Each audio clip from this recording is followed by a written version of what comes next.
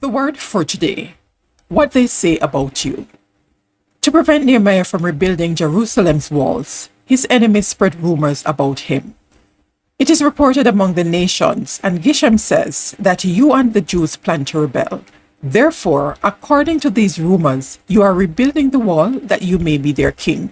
Nehemiah 6 verse 6. No, you can't control what people think or keep them from saying it, but you can determine your response. Nehemiah did.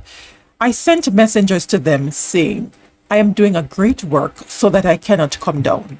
Why should the work cease while I leave it and go down to you? But they sent me this message 4 times, and I answered them in the same manner. Nehemiah 6, 3-4. This story teaches 3 important principles. 1. Refuse to give more attention to a critic than you would to a friend. To Nehemiah, the people who mattered were those who were with him, not those against him. So instead of trying to change minds, he changed gears and moved forwards. 2.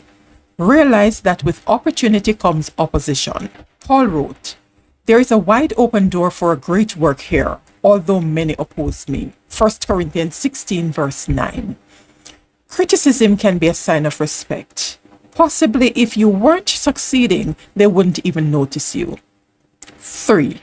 It's the big battles that produce the big victories. Satan won't send you a congratulatory telegram because you have decided to do God's will. He will fight you every step of the way. But he who is in you is greater than he who is in the world. 1 John 4 verse 4.